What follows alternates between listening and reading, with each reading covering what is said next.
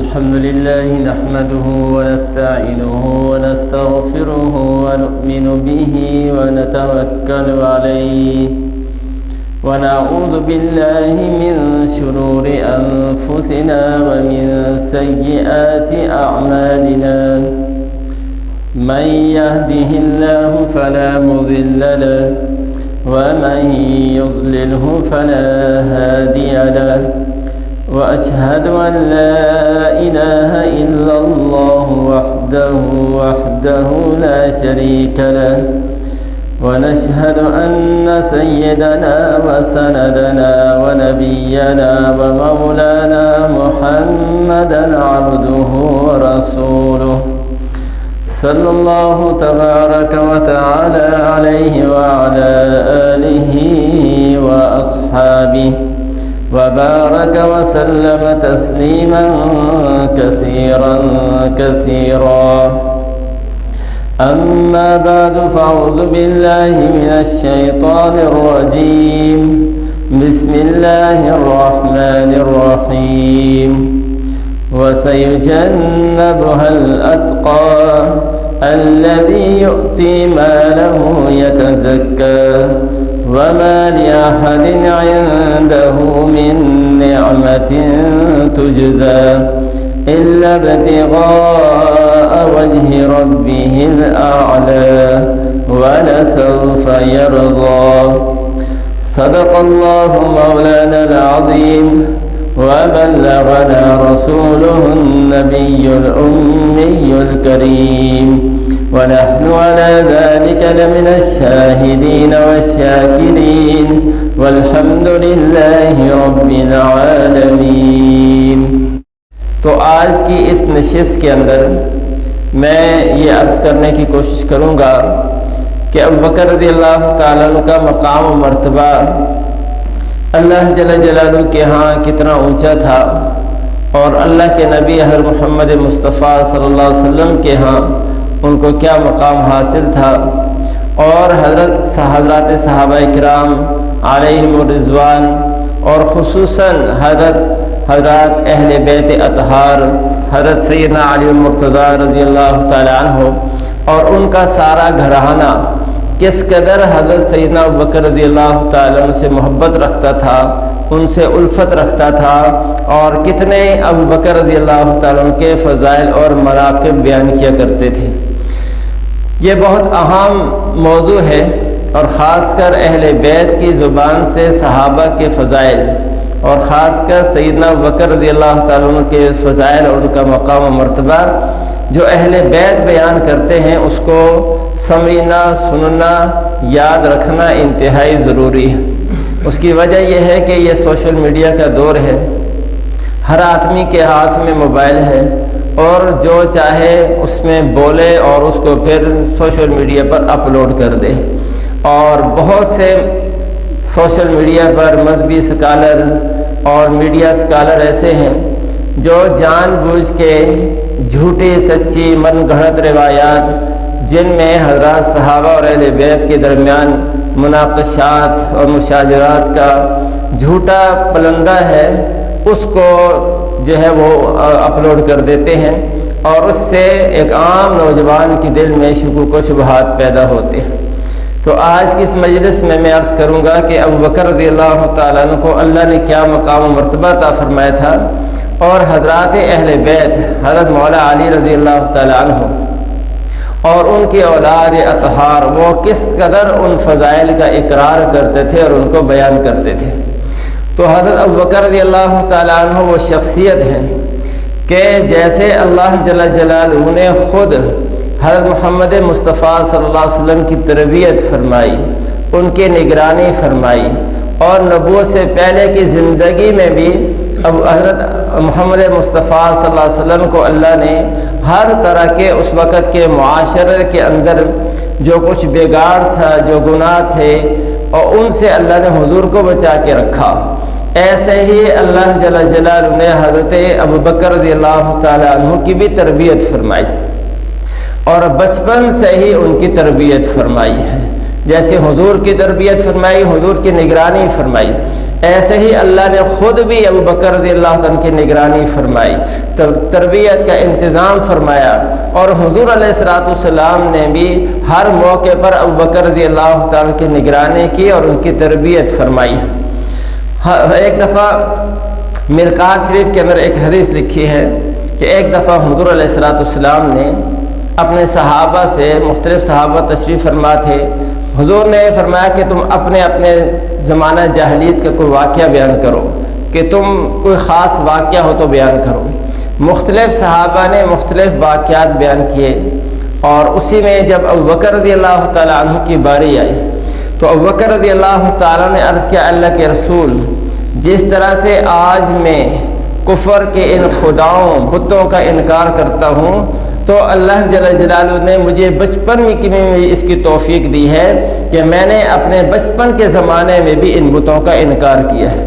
اور ابو بکر رضی اللہ عنہ وہ شخصیت ہیں کہ اسلام کے سے پہلے جاہلیت کے زمانے کے اندر بھی کبھی کسی بت کو سجدہ نہیں کیا، اور شراب زمانہ جاہلیت میں حرام نہیں ہوئی تھی، بلکہ مکہ کی زندگی کے 13 سال اسلام کا زمانہ تھا، اس میں بھی شراب حرام نہیں تھی، اور پھر مدنی زندگی میں بھی جا کے بھی بعد میں شراب حرام ہوئی ہے۔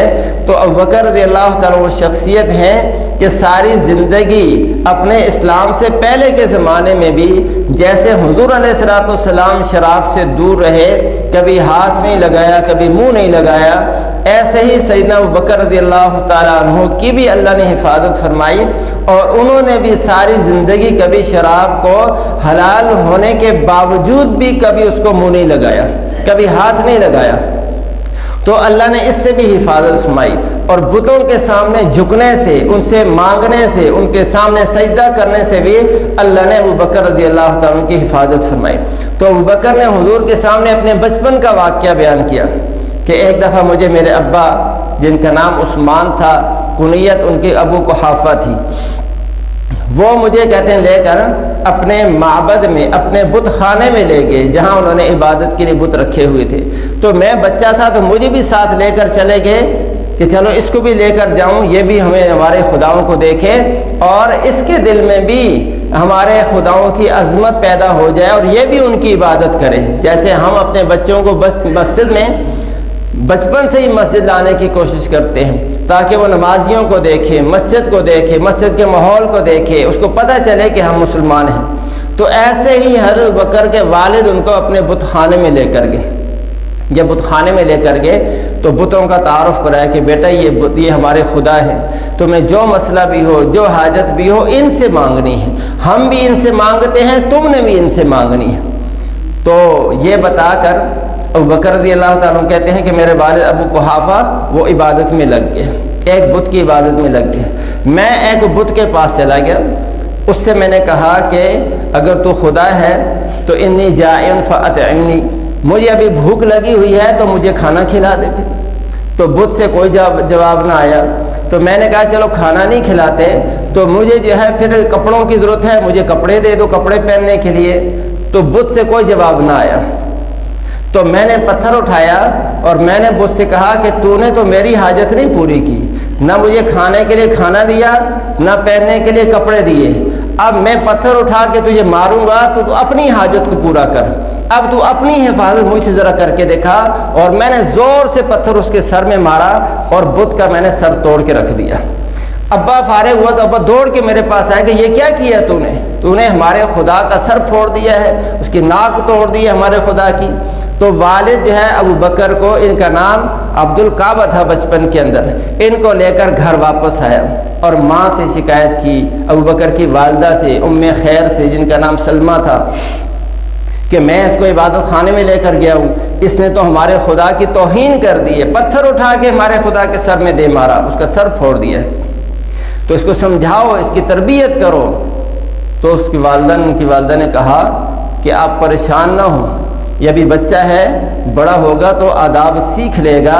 اور ساتھ ہی پھر انہوں نے اپنا واقعہ سنایا کہ جب یہ پیدا ہوا تھا اس وقت کی کیا کیفیت تھی، اور کہا کہ اس بچے کی کچھ شان الگ ہی ہوگی۔ تو فرمایا کہ جب اس کی ولادت کا وقت ہوا اور مجھے درد ذہ شروع ہوا تو میں پریشان ہو گئی.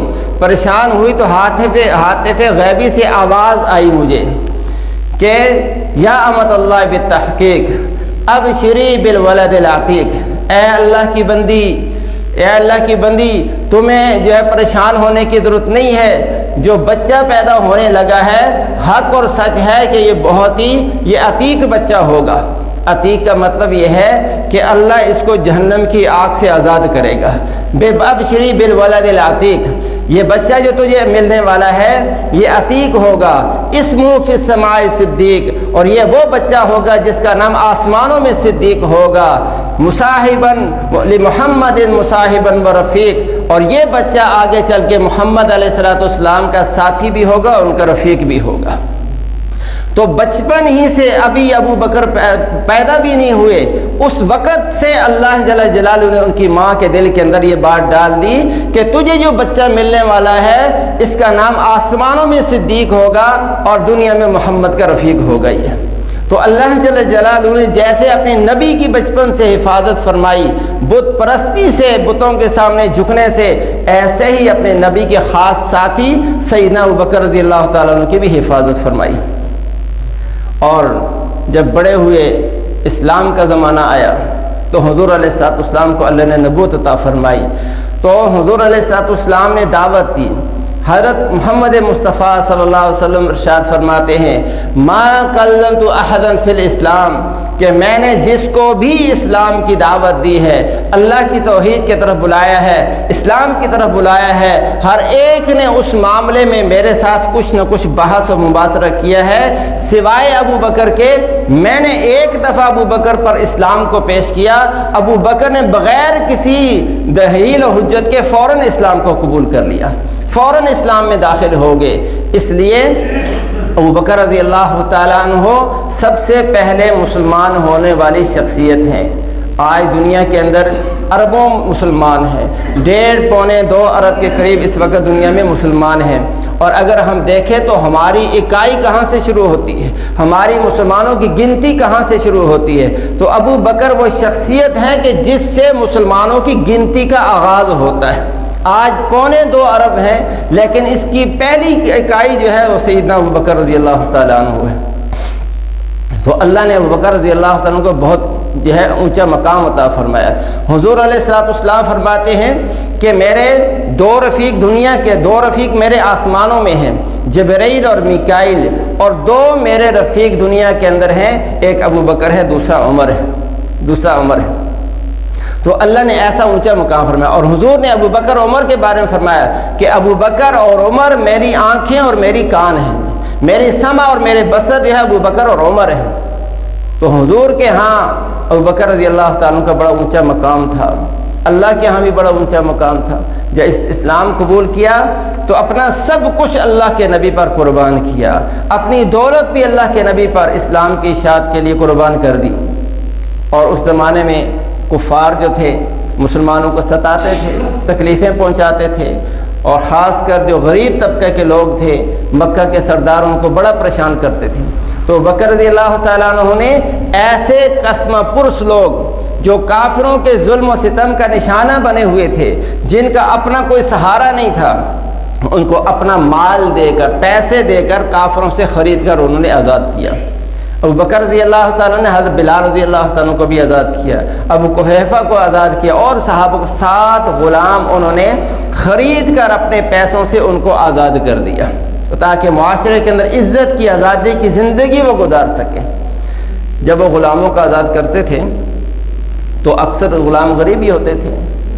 تو ان کے والد ابو قحافہ نے کہا کہ ابو بکر تم غلام خریدتے ہو، آزاد کرتے ہو، اور یہ بالکل کمزور قسم کے لوگ ہوتے ہیں، تو اگر آزاد ہی کرنا ہے تو پھر ایسے لوگوں کو آزاد کرو کل کو جو تیرے فائدہ تو تجھے دے نا، تیرے کام تو آئیں، تیرا سہارا تو بنے. تاکہ تو انہوں نے عرض کیا کہ میں جس ذات کے لیے خرید کر آزاد کرتا ہوں وہ اللہ کی ذات ہے، اس کو راضی کرنے کے لیے خرید کر آزاد کر رہا ہوں، اور میں ان سے دنیا کے اندر کوئی بدلہ نہیں چاہتا، خالص اللہ کی رضا کے لیے خرید کر آزاد کرتا ہوں. جب انہوں نے یہ کہا تو اللہ جل جلالہ ان کی یہ بات اتنی پسند آئی کہ اللہ جل جلالہ قرآن کی سورہ لیل کے اندر اس کو نازل فرما دیا سَيُجَنَّبُهَا الْأَتْقَى الَّذِي يُؤْتِي مَالَهُ يَتَزَكَّى وَمَا لِأَحَدٍ عِندَهُ مِن نِّعْمَةٍ تُجْزَى إِلَّا ابْتِغَاءَ وَجْهِ رَبِّهِ الْأَعْلَى وَلَسَوْفَ يَرْضَىٰ۔ اللہ فرماتے ہیں ہم اس ابو بکر کو جہنم کی آگ سے ہم نے اس کو آزاد کر دیا ہے۔ اتقا کا لفظ اللہ نے قرآن میں ابو بکر کے لیے استعمال کیا ہے۔ اتقا کا مطلب یہ سب سے زیادہ متقی، سب سے زیادہ پرہیزگار، سب سے زیادہ اللہ سے ڈرنے والا وہ کون ہے؟ سیدنا ابو بکر رضی اللہ تعالیٰ عنہ ہے۔ ابو بکر کے بارے میں اتقا اللہ نے فرمایا، اور دوسری جگہ اللہ تعالیٰ فرماتے ہیں کہ ان اکرمکم عند اللہ اتقاکم، کہ تم میں سب سے زیادہ عزت والے اللہ کے نزدیک وہ ہیں جو سب سے زیادہ متقی ہیں۔ اللہ کے نزدیک عزت والے کون ہیں؟ جو تم میں سب سے زیادہ متقی ہیں۔ اور دوسری جگہ اللہ نے ابو بکر کو کہہ دیا کہ ابو بکر سب سے زیادہ اللہ سے ڈرنے والا، سب سے زیادہ متقی ہے۔ دونوں آیتوں کو ملانے سے مفہوم یہ نکلتا ہے کہ اس کائنات میں نبیوں کے بعد سب سے اللہ کو کے نزدیک محبوب اور عزت والی ہستی وہ سیدنا ابو بکر رضی اللہ تعالیٰ عنہ کی ہے۔ اللہ نے ایسا اونچا مقام عطا فرمایا، اور حضور علیہ السلام کے ہاں بھی اونچا مقام، اور خود صحابہ اور اہل بیت کے ہاں بھی بڑا اونچا مقام رکھتے تھے ابو بکر رضی اللہ تعالیٰ عنہ۔ حضرت علی رضی اللہ تعالیٰ عنہ سے کسی نے پوچھا ابو بکر رضی اللہ تعالیٰ عنہ کے بارے میں، تو فرمایا انہ اواہ منیب۔ تم ابو بکر کے بارے میں پوچھتے ہو تو فرمایا ابو بکر تو اواہ تھے۔ اواہ کا مطلب بہت زیادہ آہیں بھرنے والے تھے، اللہ کے منیب، اللہ کی جل جلالہ کی طرف بہت زیادہ رجوع کرنے والے تھے، بہت زیادہ رجوع کرنے والے تھے۔ کسی اور موقع پر کسی نے پوچھا تو فرمایا کہ تم ابو بکر سے پوچھتے ہو، ابو بکر عمر کے بارے میں پوچھتے ہو۔ فرمایا اللہ جل جلالہ نے ہر نبی کو 7 نجبا عطا فرمائے، 7 اس کے خاص دوست، خاص مخلص دوست، خاص تعلق والے مخصوص صحابی ہوا کرتے تھے ہر نبی کے۔ اور اللہ جل جلالہ نے حضور علیہ السلام کو 14 خاص دوست عطا فرمائے ہیں۔ مولا علی فرماتے ہیں کہ ان 14 میں 2 ابو بکر اور عمر بھی ہیں۔ ابو بکر اور عمر بھی حضور علیہ السلام کے خاص دوستوں میں سے تھے۔ حضرت علی نے ایک موقع پر فرمایا کہ الا اخبرکم اول من يدخل الجنہ، کیا میں تمہیں بتاؤں کہ نبیوں کے بعد سب سے پہلے کون جنت میں داخل ہوگا؟ تو پوچھنے والوں نے پوچھا کہ بتائیے، تو فرمایا کہ اول من يدخل الجنۃ بعد النبی صلی اللہ علیہ وسلم ابو بکر، کہ انسانوں میں نبیوں کے بعد سب سے پہلے جو شخصیت جنت میں داخل ہوگی مولا علی فرما رہے ہیں کہ وہ ابو بکر ہوں گے، ابو بکر ہوں گے۔ اور میں ابو بکر کے بعد سب سے پہلے جو جنت میں داخل ہوگا وہ اب عمر ہوگا۔ یہ حضرت علی فرما رہے ہیں۔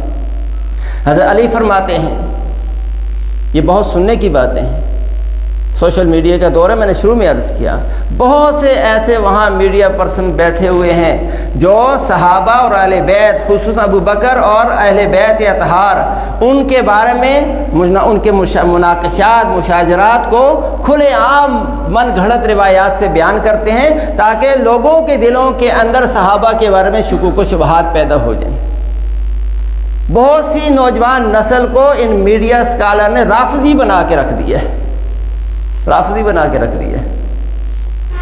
وہ تو حضرات ایک دوسرے کے فضائل کے قائل تھے، ایک دوسرے کی تعریفیں کرنے والے تھے، ایک دوسرے کے مناقب بیان کرتے تھے۔ حضرت علی فرماتے ہیں میں ایک دفعہ حضور علیہ السلام کے ساتھ مسجد میں بیٹھا ہوا تھا، مسجد نبی کے اندر، تو اتنے میں اوپر سے ابو بکر اور عمر آئے، دونوں داخل ہوئے، تو حضور نے مجھے فرمایا، کون کہہ رہا ہے جی؟ مولا علی کہہ رہے ہیں کہ میں حضور کے ساتھ مسجد میں بیٹھا ہوا تھا اور اتنے میں ابو بکر اور عمر مسجد میں داخل ہوئے، تو حضور نے مجھے فرمایا ہذان سیدہ کہول اہل الجنہ، یہ دونوں من الاولین والآخرین، فرمایا یہ جو دونوں اندر داخل ہو رہے ہیں یہ پوری انسانیت میں نبیوں کے علاوہ، پوری انسانیت میں نبیوں کے علاوہ بڑی امت کے جنتیوں کے سردار یہ دونوں ہوں گے۔ حضرت علی فرما رہے ہیں اگر حضرت علی کے دل میں ابو بکر کے بارے میں کوئی مسئلہ ہوتا یا ابو بکر نے حضرت علی کے ساتھ کبھی کوئی زیادتی کی ہوتی تو کبھی حضرت علی جو ہے وہ حضرت ابو بکر کے یہ فضائل امت تک کبھی بھی نہ پہنچاتے، کبھی نہ پہنچاتے۔ لیکن مولا علی فرما رہے ہیں کہ جب ابوبکر و عمر مسجد میں داخل ہو رہے ہیں اور حضور مجھے فرما رہے ہیں کہ حاذان سیدہ کہول اہل الجنہ، کہ یہ دونوں جو ہے جنت میں بڑی عمر کے جو لوگ داخل ہوں گے ان کے سردار یہ دونوں ہوں گے. جیسے حضرت حسن اور حسین کے بارے میں حضور نے فرمایا الحسن والحسین سیدہ شباب اہل الجنہ، کہ جنت کے اندر جو نوجوان جائیں گے مسلمان، ان سارے نوجوانوں کے سردار حسن و حسین ہوں گے. ایسے ہی بڑی عمر کے لوگ جو جنت میں مسلمان جائیں گے، حضرت علی فرما رہے ہیں حضور نے فرمایا کہ ان کے سردار ابوبکر اور عمر ہوں گے سوائے انبیاء کے. انبیاء کا تو اونچا مقام ہے، امتوں میں سے اللہ نے یہ مقام ابوبکر اور عمر کو عطا فرمایا. حضرت علی کے بیٹے ہیں محمد بن حنفیہ، محمد بن حنفیہ، اور یہ وہ بیٹے ہیں جن کا ماں حسن و حسین کے بعد مولا علی کی اولاد میں سب سے اونچا مقام محمد بن حنفیہ کو اللہ نے عطا فرمایا. اور یہ بیٹے کس کے ہیں؟ ان کی جو ماں ہے خولہ بنت جعفر اس کا نام ہے، اور وہ حضرت ابوبکر رضی اللہ تعالیٰ عنہ کے زمانے میں جو جہاد ہوا تھا مسیلمہ کذاب کے ساتھ، وہاں مسلمانوں نے جہاد کیا تھا. اس جہاد کے نتیجے میں یہ قید ہو کے آئی تھی مسلمانوں کے پاس. ابوبکر رضی اللہ تعالیٰ عنہ نے یہ باندی حضرت مولا علی کو عطا فرمائی تھی، خولہ بنت جعفر. تو یہ محمد بن حنفیہ اس کے بیٹے ہیں یہ. اور حسن و حسین کے بعد مولا علی کے اولاد میں اللہ نے سب سے اونچا مقام محمد ابن حنفیہ کو عطا فرمایا ہے. یہ فرماتے ہیں کہ میں نے پوچھا اپنے ابا حضرت علی رضی اللہ تعالیٰ عنہ سے کہ آپ مجھے بتائیں کہ محمد صلی اللہ علیہ وسلم کے بعد سب سے انسانوں میں سب سے زیادہ افضل شخصیت کون سی ہے؟ آپ مجھے بتائیں کہ محمد صلی اللہ علیہ وسلم کے بعد ای الناس خیر بعد النبی صلی اللہ علیہ وسلم، کہ نبی علیہ السلام کے بعد ساری انسانیت میں سب سے اونچا مقام کس کا ہے؟ یہ حضرت علی کے بیٹے حضرت علی سے پوچھ رہے ہیں.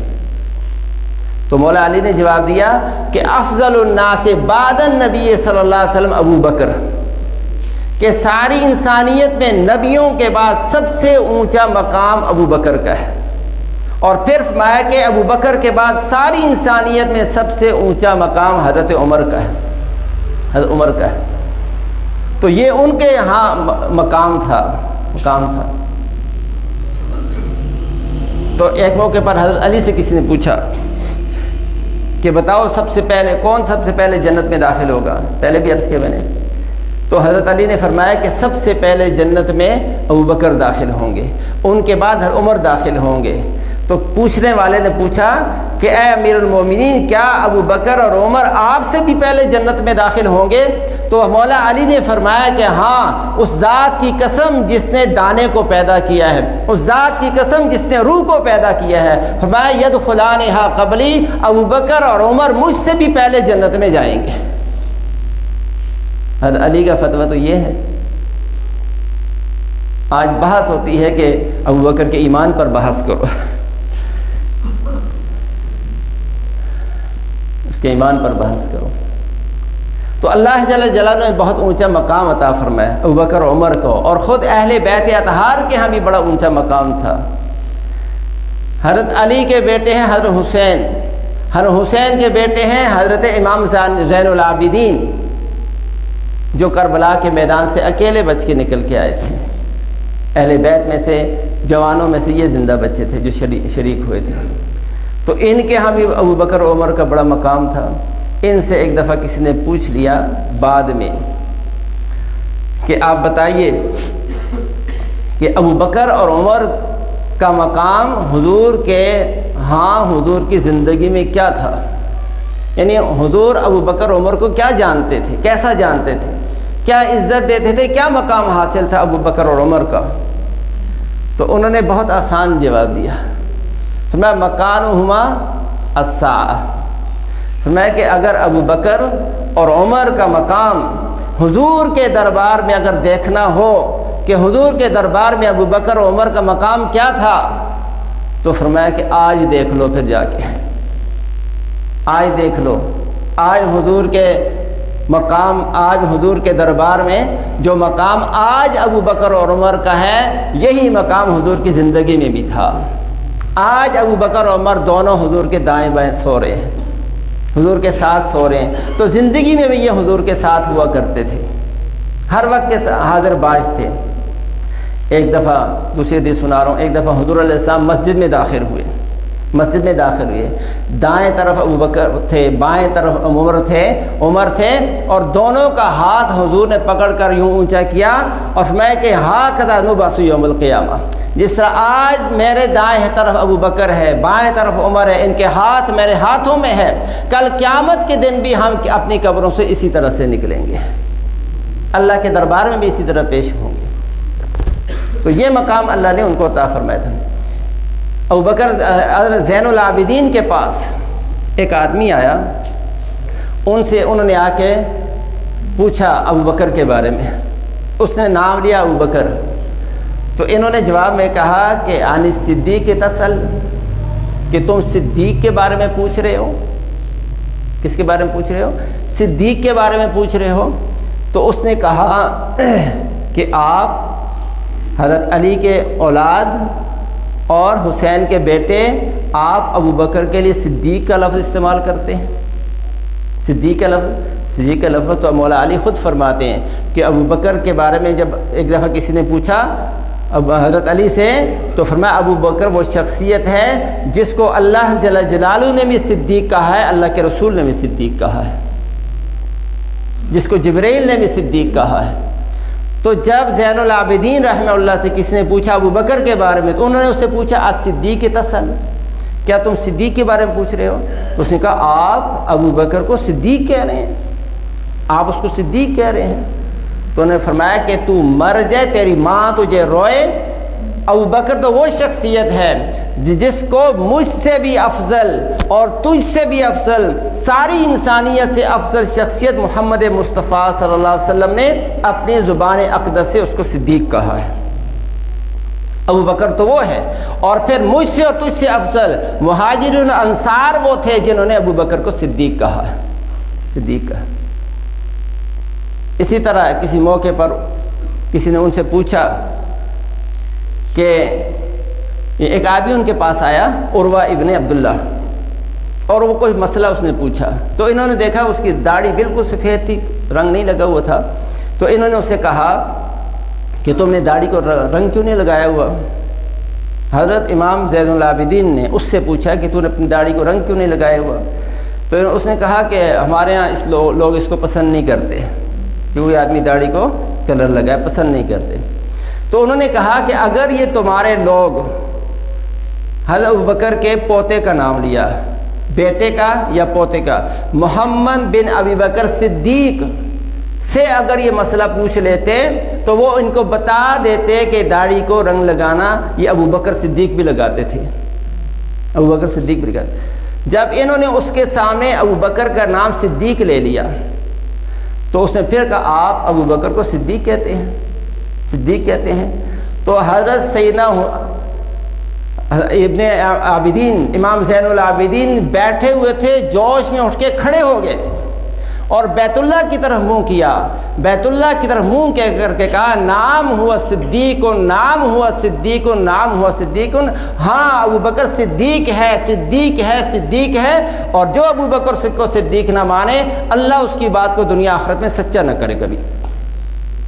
تو یہ مقام و مرتبہ اللہ جل جلالہ نے حضرت سیدنا ابو بکر صدیق کو عطا فرمایا تھا، جن کے مقام و مرتبے کا اللہ نے بھی تذکرہ کیا ہے، اللہ کے رسول نے بھی تذکرہ کیا ہے، اور حضرات ائمہ اہل بیت وہ سارے کے سارے ابو بکر رضی اللہ تعالیٰ عنہ اور حضرت عمر رضی اللہ تعالیٰ عنہ سے محبت کرتے تھے، ان سے الفت رکھتے تھے، اور ان کے تذکرے اپنی مجلسوں میں محبت اور خوشی کے ساتھ کیا کرتے تھے، اور اپنی نسل کے اندر اپنی اولاد میں ابو بکر اور عمر کا نام اپنی اولاد میں رکھا کرتے تھے۔ اللہ جل جلالہ مجھے آپ کو ان حضرات کے نقش قدم پر چلنے کی توفیق نصیب فرمائے۔ سنتیں پڑھیں۔